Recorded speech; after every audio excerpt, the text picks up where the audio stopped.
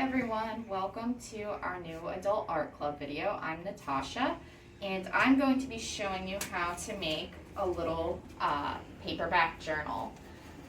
So for this craft you're going to be given a decorative paper to be the color, the cover, and you're going to be given some sheets of stationery paper. You're going to be given a couple lengths of twine, and you're going to be given some beads and a hole punch. So we're going to get started. So the first thing you want to do is fold your paper directly in half like this. And crease it. You want to make sure it's lined up and crease it so it looks like a birthday card. And what you're going to do next is you are going to put the holes in the cover to measure them out. So you can just eyeball this. This paper has lines on it, which is nice because it'll help you measure it out, but you can measure it out however you like. So we're gonna do 1. The hole punch will be provided to you. 2.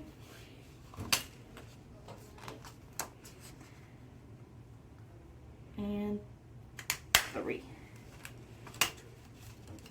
So now that we have these holes put in the paper, it'll be easy to measure out the holes for the stationery. So what we're doing for this is we're going to punch holes in each stationery paper one by one, and we're going to use the cover as a guide. So we're going to fold the stationery paper the same way that we did the cover paper. Make sure it's creased evenly. And we're going to stick the stationery paper in the cover. Pinch it tight. And what you'll see is you can see the stationery paper through the holes. That's going to be like a stencil where you place the hole puncher to get it through that. So you're going to place it back in the hole, punch,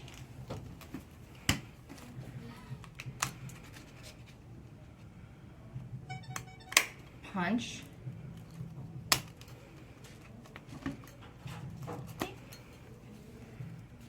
and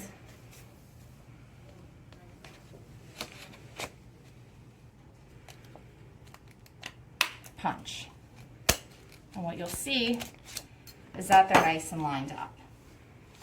And we are going to do that for every piece of stationery paper. So you do it 4 times in total because you have 4 sheets.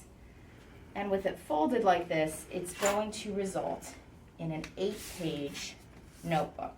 So this is nice to use as a little memo pad for grocery lists or something. It fits in a bag really nicely. So again, going to line it up. And you can actually use the previous paper of the stationery to do this as well to make sure that these are nice and lined up. But you want the stencil for the holes there. So again, you're going to locate the hole, punch.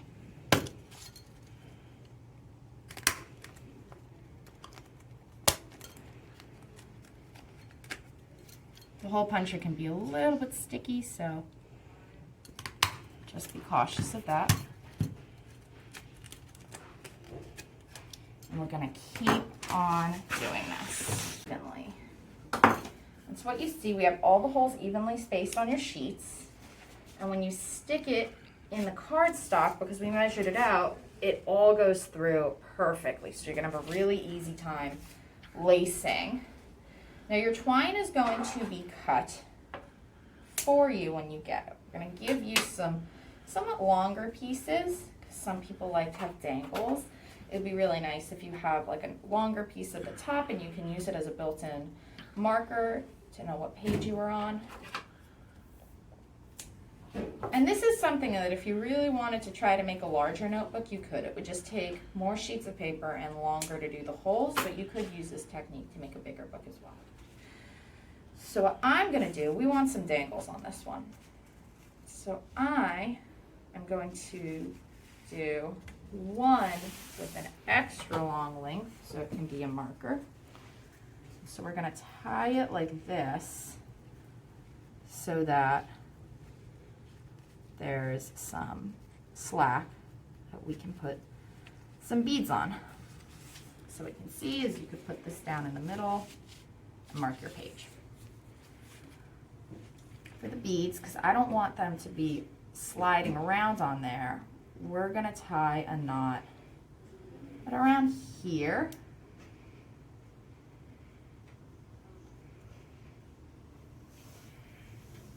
Actually, wait a second. We're gonna do a knot a little bit lower. Measure it down to the base of the book so that the beads can hang out the bottom.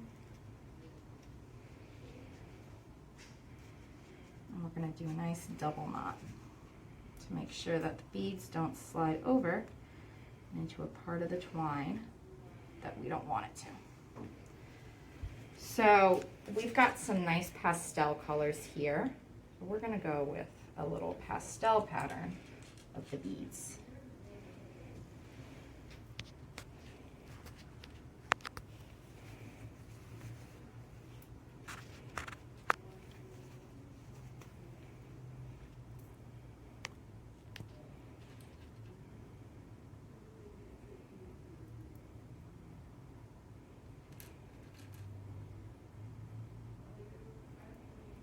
Okay.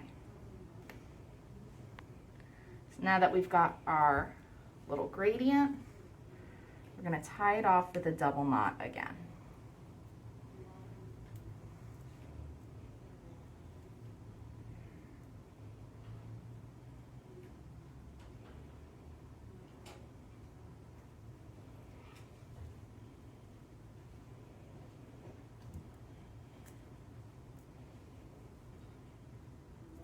And what you'll see is we've got a nice bookmark now. We're going to have some beads to make it a little special looking. I'm going to double knot this bow.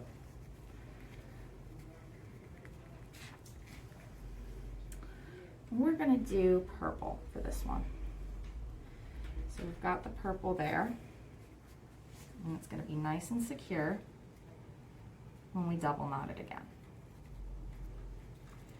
And we're going to do the same for the other side of the middle and for the bottom one. So I'll get back to you when that's done and show you the finished product.